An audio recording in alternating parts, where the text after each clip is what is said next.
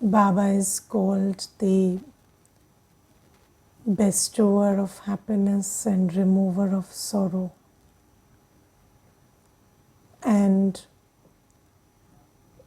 right now we have a relationship. We are in a very practical relationship with the remover of sorrow, bestower of happiness. And I was today thinking about our relationship with happiness. So you see that in the world, we have a very interesting relationship with happiness, where everybody wants happiness, but they do not believe that it is possible to be completely happy. Because everybody, the scriptures and especially the sannyas marg, they tell you that happiness is possible only like the dropping of a crow. Yes, so dropping of a crow. So they say that you can have only that much happiness. They say sukh kag vishtha saman hai. And otherwise there is always sorrow, and they say that that sorrow is the reality, and you need acceptance of sorrow, and they make effort to accept sorrow. And this is a very interesting relationship that we have with happiness, and this is about those who are into this effort of embracing sorrow and just knowing that there is no real happiness. But generally also, when I was growing up, I've heard this a lot many times, that don't laugh too much, otherwise you'll have to cry. Or, don't get very happy, or sadness will be around the corner. So everybody is telling you that it's not possible to be happy always, and there is an attitude that you shouldn't be very happy, otherwise you're kind of inviting sorrow or something. And this is very interesting, because whenever I have had the opportunity to interact with some sannyasi or sadhu, the first question I ask them is, do you believe that complete happiness is possible? And I have always received this answer, that they say that happiness is, they say that happiness is Maya. So they would say that, even if you are searching for happiness, that's also Maya. So you shouldn't fall into that trap of searching for happiness.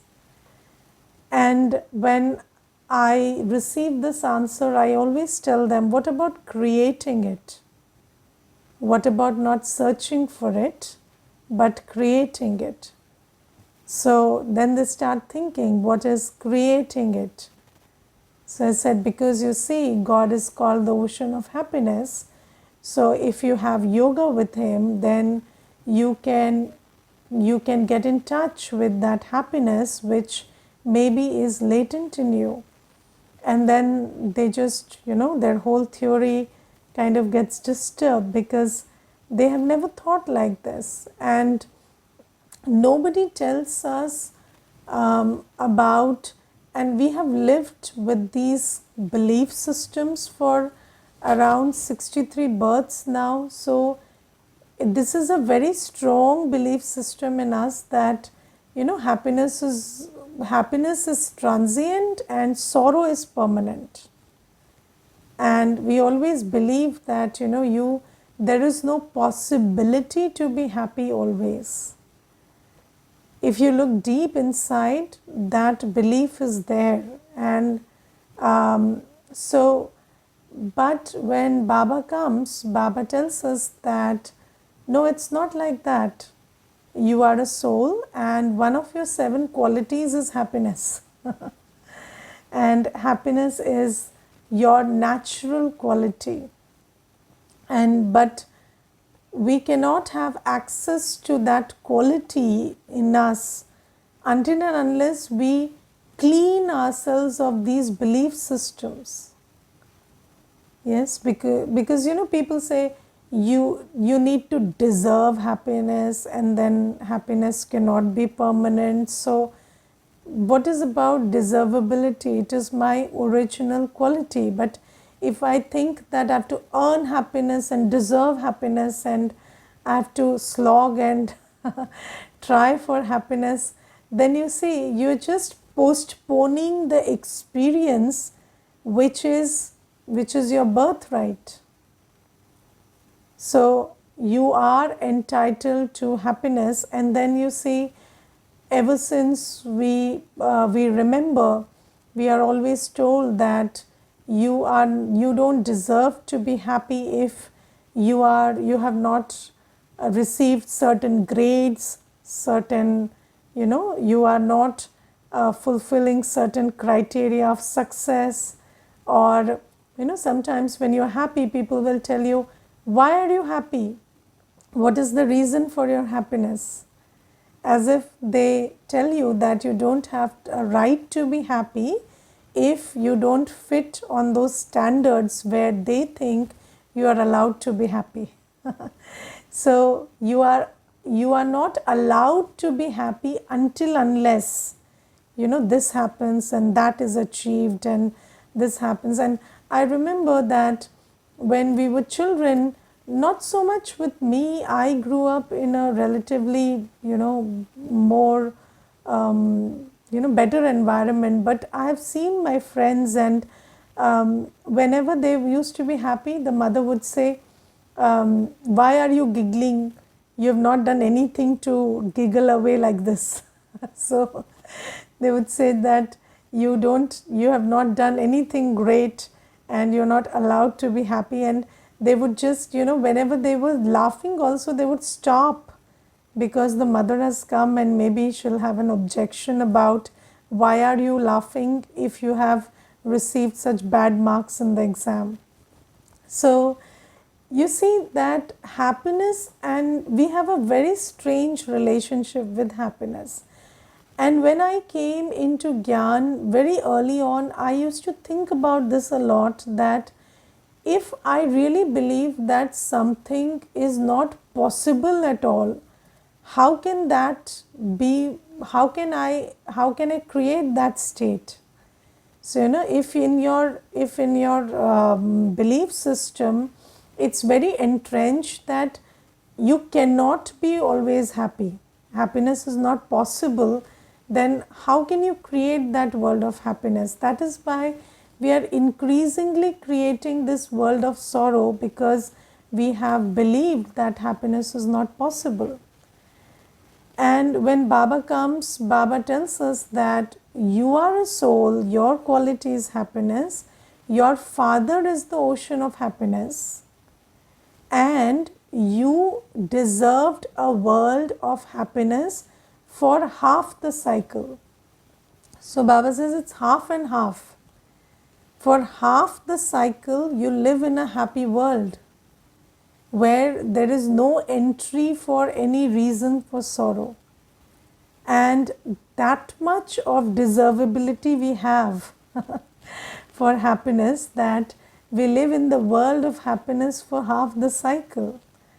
And we don't need to, we just need to first remember this.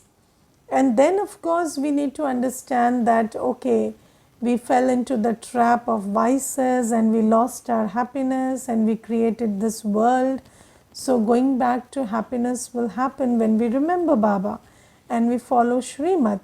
That is the second part. But first I have to know that happiness is my birthright, my father is the ocean of happiness, and I am entitled to a world of happiness for full 2 yugas, for half the cycle, every cycle. And I live in that world for where there is no sorrow. And you see, there are many things about happiness. You see that Baba also tells us in many murlis that happiness means when you have body, mind, wealth and relationships which are all favorable to you. Yes, if it's not like you should be, we should always think that the body will always be unwell and there will always be ailments, but still I have to be happy. No, we lived in a world where there was no illness, no illness, no untimely death for 2500 years.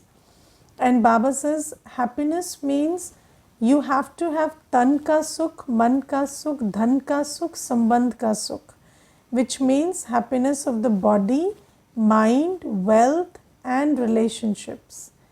And we lived in a world for half the cycle where everything, all these 4 factors were favorable to us. But now you see, now it's become very different, because when you think about somebody having good relationships, then you always think that this person, you don't feel that there is something right with this person. You always feel that I remember when I was in post graduation, there was one roommate of mine and she told me, if somebody is friends with everybody, don't be friends with them. So I said, why? So I said, there's something wrong with that person. How can somebody be friendly with everybody? So there's something wrong with that person. So I said, okay. And I kind of didn't make friends with somebody who was friends with everybody. And then later on I thought I missed out on so many relationships because of that. She kept feeding me with this thing, that if somebody is always friendly, then there's something wrong with that person. So you see, we have such belief systems. And with wealth, there is a very strange relationship with wealth these days. So people equate wealth with corruption and wealth with wealth with everything wrong. And there is this mindset that anybody who doesn't have wealth is a good person and anybody who has wealth is a bad person. Yes, so, and there is this whole philosophy of communism also around it. And then people say that that wealthy people are exploiters and good people are the sufferers, and the poor people are suffering at the cost, and the wealthy people are enjoying because of them. So these things also, you see, if you believe in these things, then aren't you believing that you can either be wealthy or a good person? Then you're making in your head only, you have created this thing where you are making choices between being a good person and being wealthy. So whenever you choose being good, you are leaving that, you are just dismissing that prospect of being wealthy. But can you have happiness when either of these 4 factors are missing? It's not possible. So Baba tells us that you cannot have happiness, if complete happiness, if health, wealth, relationships and mind when all these 4 factors come together, only then there is complete happiness. But if you have these belief systems, and about the mind, people have like, it can never be always happy. So these things are also the belief systems that are blocking us. And Baba tells us that you do good karma in this. And what is good karma? good karma is only possible in Sangam Yuga. Yes, so happiness is a birthright. Happiness is my father's inheritance. Happiness is my original quality. Happiness is what is defines the world I lived in for 2500 years. But now, in order to go back to happiness, there is a simple law that happiness is the product of good karma. And good karma is a possibility only in Sangam Yuga. Because until and unless you know, until and unless you receive Shrimat, when you don't understand the difference between Vikarma and Sukarma, then you cannot do good karma, can you? It's not possible. So, Baba gives us the knowledge, understanding and the capacity to do good karma in Sangam Yuga. And when you do good karma, then good karma is a source of health, wealth, happiness and peace and happiness in the mind also. So, good karma takes you back to that world of happiness again. So, Baba tells us about his role as the remover of sorrow and bestower of happiness in this world.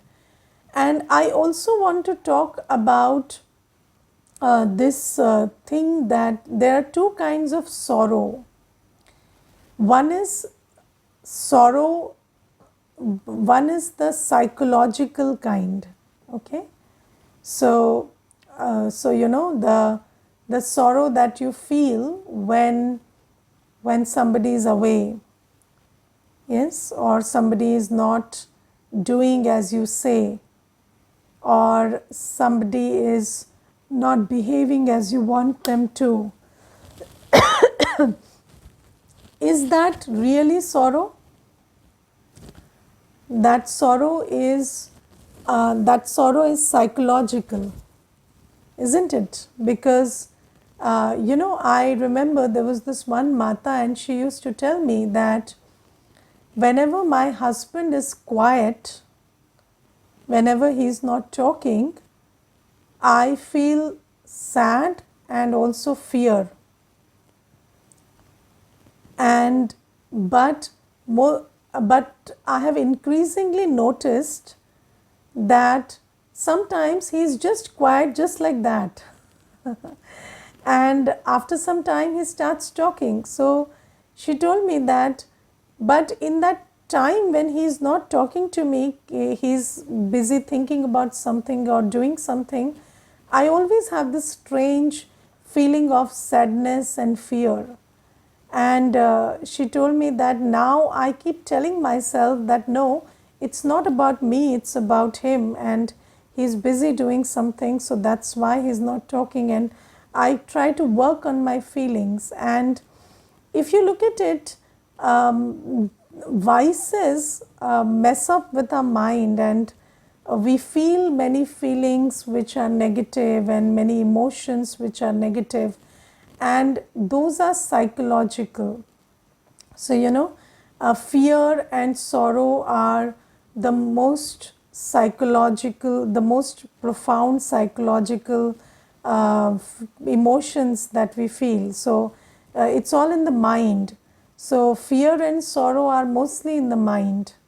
So, there is a big aspect of fear and sorrow which is psychological. Fear is mostly 100% psychological, and sorrow also is many a time psychological. So, you're just feeling what you're feeling, or you are feeling the emotions of sorrow and fear because you are trained to feel like that, because vices mess up with your mind. So, you start thinking in that pattern, feeling in that pattern. Is it making sense? So, you when there is lust, anger, greed, so you know, when somebody tells you that you didn't, so I'll tell you one very good story about this. It's a joke basically. So there was this one person, and he was a school boy, And one day he reached very happily home, and he told his mother, I saved 5 rupees today. So his mother said, okay, how did you save 5 rupees? So he said, I did not take the rickshaw, I ran behind the rickshaw and I came home. So I saved 5 rupees. Had I sat in the rickshaw, then I would have spent 5 rupees. So the mother said, tomorrow run after the car, so you will save 50 rupees. So, so, so you see that he is, in his mind, he is just thinking that he's saved, but actually did he? So it's not like that. So if he runs after the car and he's taking the car every day, then he feels that he saved 50 rupees. But is he saving 50 rupees or 5 rupees? How much is he saving? So all of these things are psychological. And usually many losses or many things that you're just thinking in your head are mostly psychological. And you feel sorrow, you feel fear, which feels like very real, but it is psychological. And then there are other aspects of fear and sorrow, or mostly sorrow, which are real. For example, when Baba says that there is untimely death in Kali Yuga, and in Satyug there is no untimely death, or you don't receive punishment in the womb in Satyug, or there is no illness in Satyug. And you see, when there is illness, then of course the soul feels the pain of the body, but the pain is there, right? So the pain is real. Maybe the suffering may be multiplied. So there is also this capacity of the mind to multiply the pain and suffer more than the pain is. Yes, but the pain and the suffering are there. So you can do away with the suffering, but the pain is still real. So there are many aspects of, or relationships breaking away and not serving their time, or there are other things like you don't have enough to eat. You cannot say that's psychological. If somebody doesn't have enough to eat, enough to clothe, that's not psychological. That's real misery. So and human beings deserve better than that. Yes, so there are two aspects of our sorrow. One is the psychological aspect, and another is the real aspect of our sorrow. And sometimes when they are together, then it's very difficult to separate the two, because it's coming from a real place, but you're multiplying it in your head. So you are magnifying the sorrow more than it actually is. So that's also there. Now, how do you shift from this world where there are both these types of sorrow to a world where there is none of this sorrow? Yes, so in Satyug there is no psychological or real pain. So there is nothing that can be a cause of sorrow, and there are no sanskars of sorrow also. So now Baba gives us a very good method to shift from this world to that world. And that method is, Baba says that while living in this world, you stay in remembrance of me while doing everything, while operating with the body. So the body may be ill, the body may be, well, whatever, but you are living with that body, but always operate with the body in yoga with me. And wherever you are, whether you are in relationships which are favorable or unfavorable, you be in my remembrance and conduct yourself in those relationships. And whether you are in financial distress or in financial, whether you are in good wealth status, you always be in my remembrance. And Baba says that when you keep passing every scene that's coming up, so Baba today specifies that it is the soul that feels the pain and the sorrow when the body is unwell, right? And how does the soul feel the pain and the sorrow?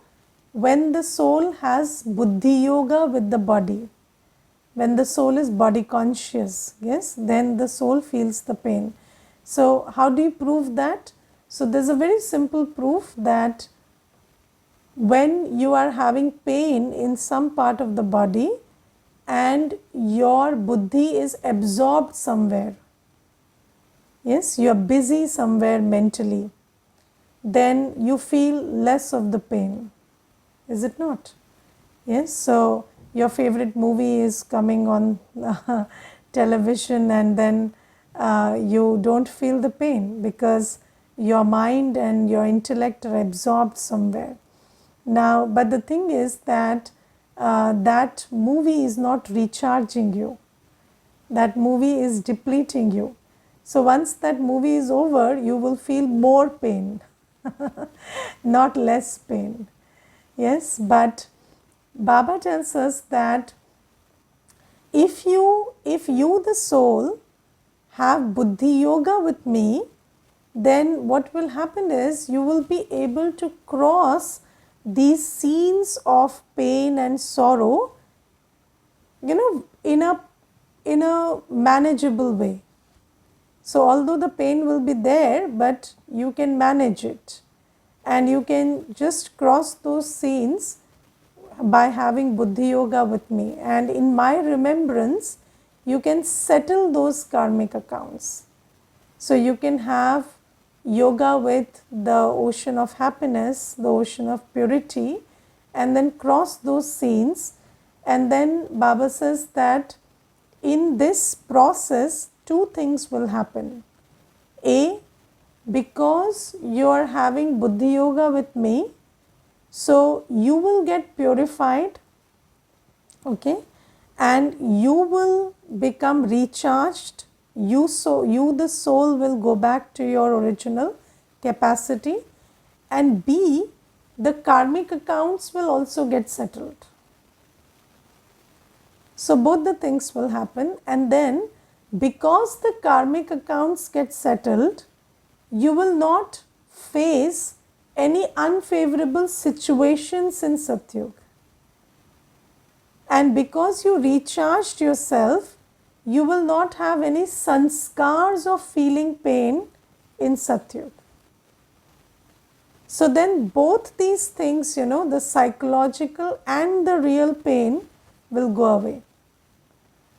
So Baba says you have to, in order to shift from this condition where there are both these kinds of pain to a condition where there is neither, you have to do everything in remembrance of me.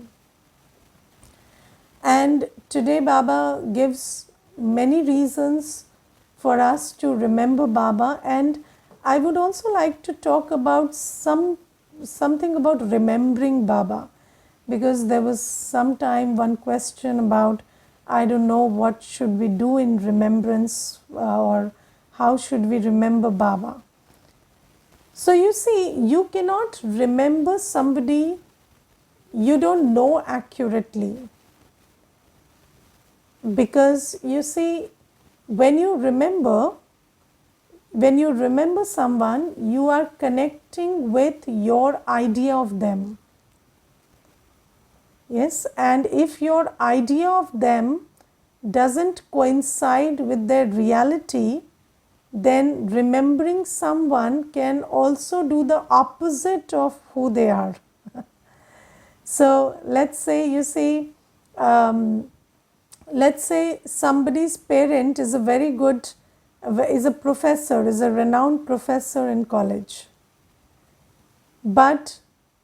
And there are many students who, because they have a relationship with that professor, they came out to be very good students and they received a lot in life.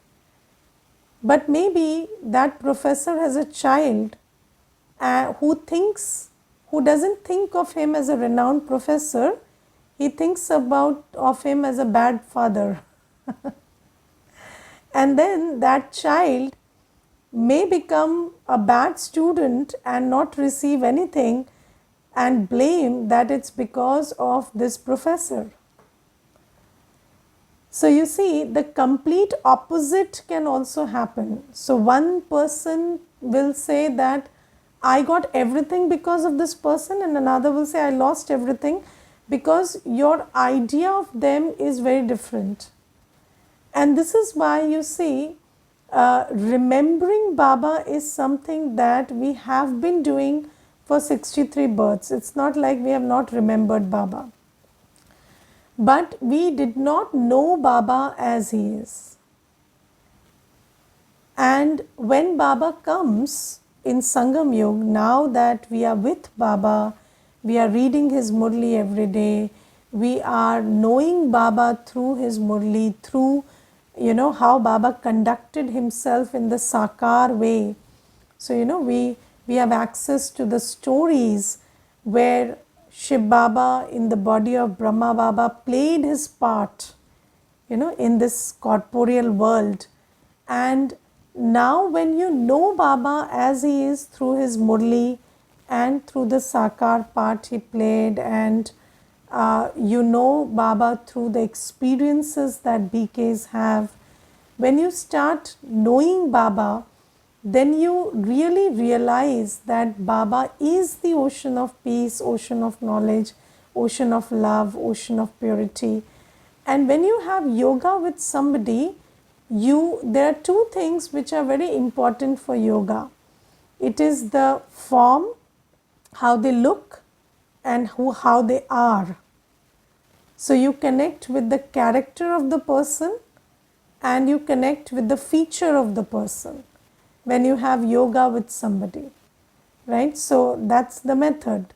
So until and unless you feel Baba, when you get a feel of how Baba is like, so when you start feeling that Baba has only good wishes for you, and Baba loves you dearly, and Baba really is creating a world of heaven for you, Baba is uplifting you from this world of sorrow, taking you to happiness, Baba is the one who is giving you the inheritance, Baba is the one who is giving you the peace, the happiness that you've longed for.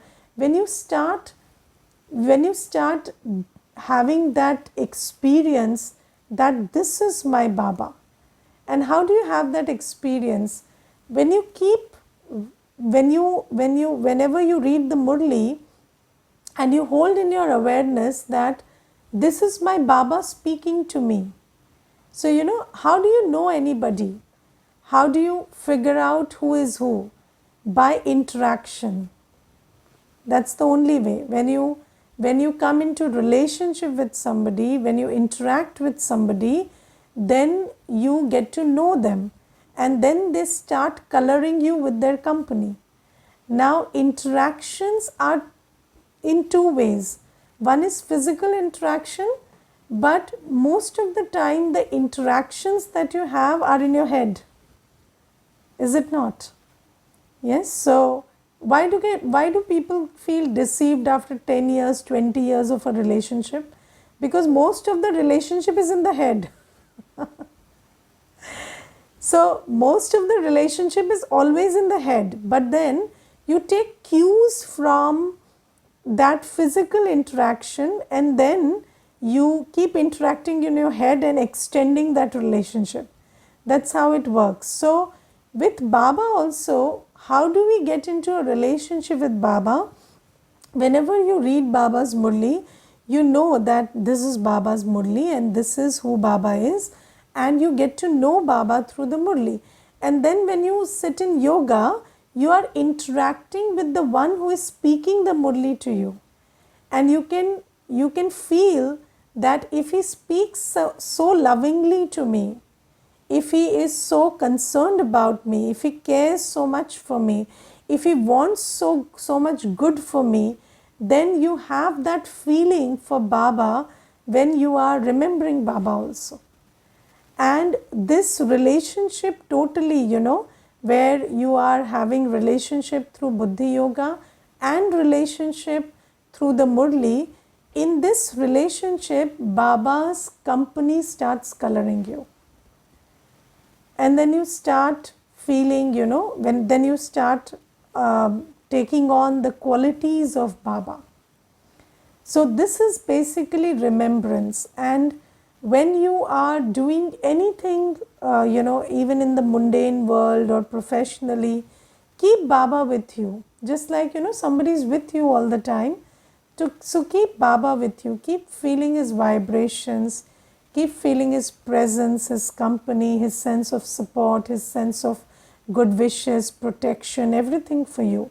And when you keep doing it, and Baba is the ocean of peace and happiness, so you do keep doing everything happily, then Baba says you settle your karmic accounts and you also change your sanskars, and then you become eligible to go to a happy world. Okay, and there is a question how to make people understand that they are suffering from psychological sorrow, as they always blame us. No, you don't have to make them understand. Just stop suffering because they are suffering. So because you are not suffering because of them. Again, why do you want to make them understand? Because you are also in pain seeing them. So stop being in pain. You become a detached observer, and they are on their journey where when it is time for them to understand, they will get it and they will overcome that sorrow. Om Shanti.